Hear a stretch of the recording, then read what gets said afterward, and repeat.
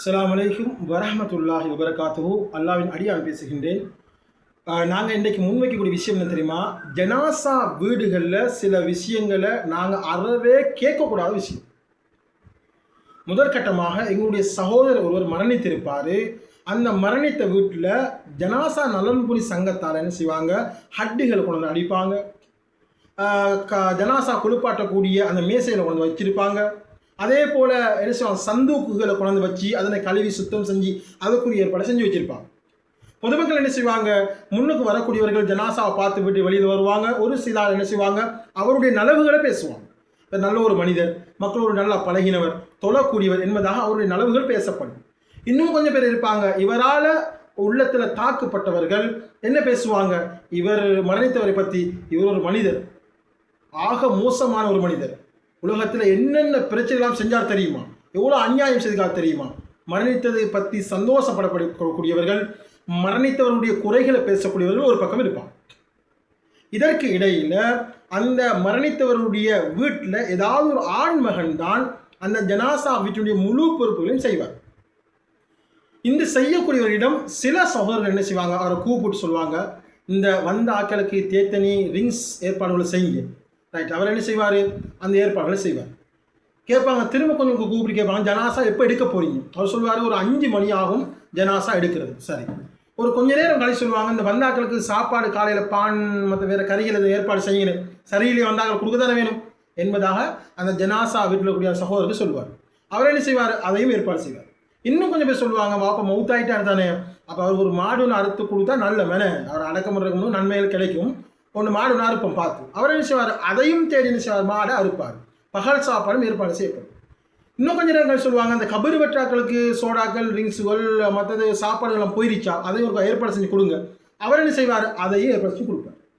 இது ஜனாசா வீட்டில் நடக்கக்கூடிய விஷயம்.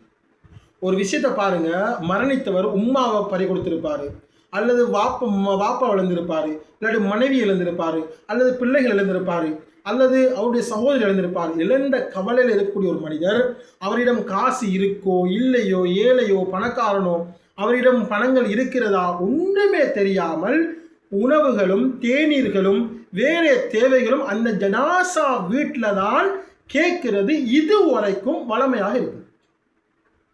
1-2 ஊர்களில் சில செல்வந்தர்கள், சில நலன் விரும்பிகள் சில உதவிகள் செய்கிறாங்க, அவருக்குரிய நன்மை அல்லாஹ் கொடுப்பான். ஏனி அதிகமான இடங்கள்ல என்ன செய்யறாங்க, ஜனாசா வீட்டில் தான் இந்த தேவைகள் அனைத்தையும் கேட்கிறாங்க. இது முற்றாக தவிர்க்கப்படக்கூடிய ஒரு முக்கியமான ஒரு விஷயம். ஊர்ல உள்ள மக்கள் என்ன செய்யணும், அந்த வீட்டை சுற்றி அண்டை விட்டார் நீங்க தான் தேநீர் வசதி செய்யணும், நீங்க தான் அந்த ரிங்ஸ்களுக்குரிய வசதி செய்யணும், நீங்க தான் அந்த ஜனாசா வீட்டில் இருக்கக்கூடிய அந்த மக்களுக்கு, அவங்க கவலையோடு இருக்கக்கூடிய அந்த உறவினர்களுக்கு சாப்பாடு தேவைகள் செய்யணும், நீங்க தான் பகல் நேர சாப்பாடையும் ஏற்பாடு செய்யும். கபரிஸ்தான்ல வேலைகள் செய்யக்கூடியவங்களுக்கு நீங்க தான் ஊர் ஜமாத்தில் இருக்கக்கூடிய செல்வந்தர்கள், உங்களுக்கு இயலாத ஒரு 5000 காசு கொடுத்து அந்த ஜனாசா கபர் வெட்டக்கூடியவங்களுக்குரிய தேநீர் வசதிகளும் சாப்பாடு வசதிகளும் ஏற்பாடு செய்து கொடுக்கிறது. சில ஏழை வீடுகள் இருப்பாங்க, கஃபன் வாங்கக்கூடிய கஷ்டப்பட்டவர்கள் இருப்பாங்க. ஊர் ஜமாத்தில் தான் என்ன செய்யணும், நீங்க சேர்ந்து ஒரு கஃபன் துணி வாங்கி அவர்களுக்கு கொடுக்கும். ஜனாசா வீட்டில் உணவுகள் எதிர்பார்ப்பது தவறான விடயம். ஜனாசா வீடுகளில் தேநீர் எதிர்பார்ப்பது தவறான விடயம்.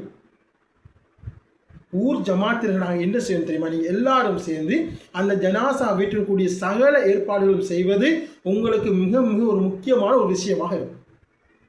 இது ஒரு விடயம். 2வது விடயம் என்ன தெரியுமா, நிர்வாகிகளுக்கு சொல்லக்கூடிய விடயம்.